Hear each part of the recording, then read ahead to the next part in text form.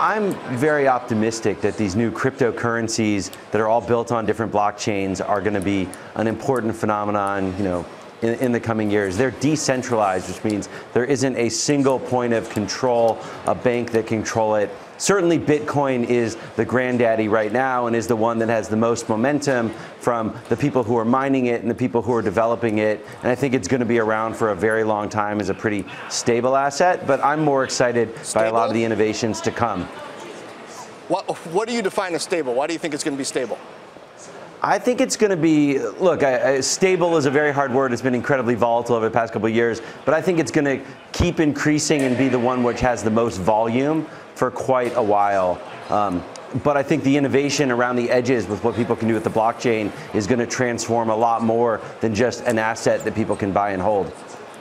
Ed, are we back in this cycle, though, where companies are talking about Bitcoin to grab a headline? Because remember when Overstock and Expedia and even Dish put out press releases saying you can now use Bitcoin. Are we back there? You can use Bitcoin, you put in the press release, you put in the headline, and the stock goes up. That's what happened with Square yesterday. Look, I think the technology underlying that, as you pointed out, John, the blockchain is interesting. It's basically you're settling transactions without an intermediary. That's really cool.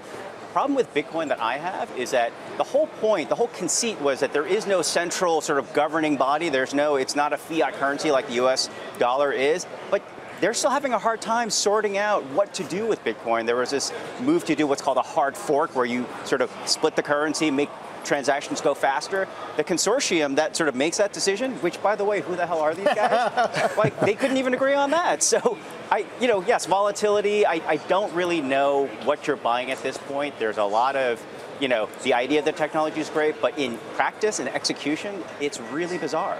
So in a reasonable sense, what do you think the volume that Square could potentially do in Bitcoin transactions would even be? Well, so even the technology, the way that Square seems to be employing it, it's sort of like a hack where there's sort of a centralized coin account that they're using and everyone's sort of pulled into it. So it's not even sort of a great solution. I think it's nice that they're trying to offer a sort of another service on top of what they're doing. I think it doesn't seem like a long-term play for them. I think it's just sort of, there's something here we could tap into.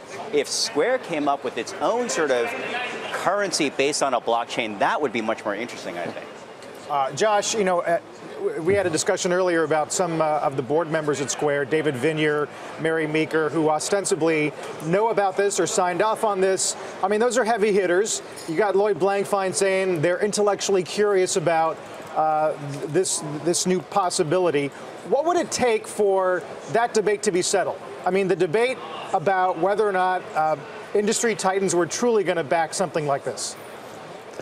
I think what's interesting is also following the demand here. If you talk to a lot of millennials and a lot of younger folks who are starting to have money and they're thinking about where to invest, Bitcoin is incredibly popular among that group and among them trying to figure out where to invest some of their first money. So if you're a company like Square that's really trying to... 6 months ago.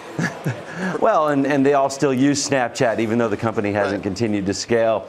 And so Square is trying to follow the trend. And I think if you're sitting on the board, you see this as an experiment, but you also see it as something to serve the customers you already have. And, otherwise they're going to go elsewhere. They're going to Coinbase, which is a Greylock investment, and a lot of people are buying and selling through there.